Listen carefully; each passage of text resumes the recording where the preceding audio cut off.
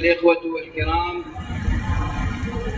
لم نفاجأ بما جرى للنائب في المجلس التشريعي نجاة أبو بكر من استمرار محاصرتها لليوم الثالث حتى اللحظة على التوالي، التي تحاول الأجهزة الأمنية في الضفة الغربية اعتقالها بسبب ممارستها لواجبها البرلماني والوطني،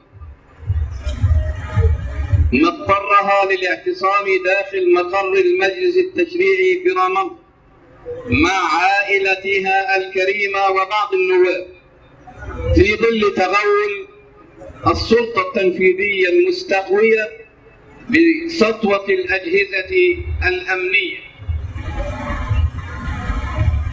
لم نفاجأ بما جرى، لأن كل الممارسات والسلوكيات الصادرة عن السلطة التنفيذية في الضفة الغربية منذ تعطيل عمل المجلس التشريعي في الضفة عام 2007 وحتى اليوم كانت أشد ما تكون إمعانا في ذبح القانون الأساسي الفلسطيني وإدارة الدهر بالمجلس التشريعي ونظامه الداخلي، ما جعل السلطة التنفيذية ورئاستها تفعل ما يحلو لها بعيدا عن أي رقابة أو مساءلة برلمانية فاعلة.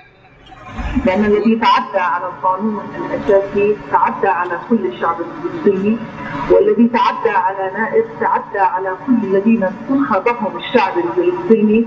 لذلك أطالب من على منبركم المشكور الذي تحدث قبل أن يتحدث القاضي والثاني، أطالب بمقاضاة النائب العام، وأطالب برفع الظلم، وأطالب قبل كل شيء بتفعيل المجلس التشريعي واحقاق إرادة الشعب الفلسطيني وإعادة الاعتبار للمؤسسة التشريعية وإنهاء تغول السلطة التنفيذية على السلطة التشريعية.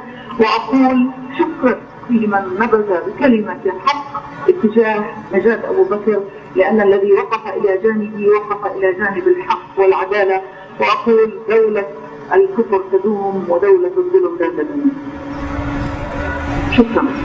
الأخوة الأفاضل في الكتل البرلمانية، كتلة فتح، كتلة حماس، كتلة الجبهة الشعبية، وأظن أن تواجد هذه الكتل البرلمانية في هذه الوقفة لهو دليل على أن الوطن أكبر من التنظيمات، وأن مصلحة فلسطين أهم من مصلحة هذا التنظيم وذاك.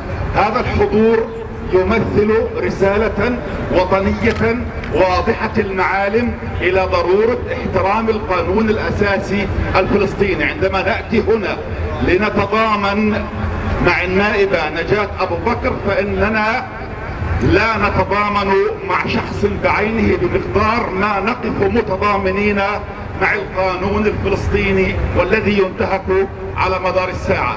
ومن هنا أستثمر هذه اللحظة لأتوجه برسالة إلى رئيس المجلس الوطني الفلسطيني السيد سليم الزعنون بضرورة أن يتخذ المجلس الوطني موقفا محددا من كافة القضايا والتي باتت تمس عصب الحياة السياسية والاجتماعية في فلسطين، ولا سيما أن محاصرة النائب نجاة أبو بكر وهي عضو في المجلس الوطني الفلسطيني تستوجب الحضور الفاعل والتأثير القوي لرئاسة المجلس. ثانيا، ما جرى في بلغاريا قبل يومين من اعتداء إجرامي على المناضل عمر النايف وتصفيته بشكل مهين للفلسطينيين جميعهم، بشكل مهين للقضية الفلسطينية، تستوجب أن نتخذ موقفا من أولئك القتلة الذين يستبيحون دم الشعب الفلسطيني. ثالثا، هنالك وقفة للمعلمين والمعلمات يطالبون بحقهم بالحياة الكريمة، وهذه أيضا تستوجب من رئاسة المجلس الوطني الفلسطيني أن تحدد موقفا وأن ترفع صوتا. نشكر الإخوة أعضاء المجلس التشريعي الذين استجابوا ووفروا لنا هذه الوقفة التضامنية مع مجمل الأحداث الفلسطينية، والتي تستوجب وقوفا جماهيريا صارما ازاء كل انحلال وانحراف وتخط للقيم والثوابت الوطنيه الفلسطينيه. شكرا لكم والسلام عليكم ورحمه الله.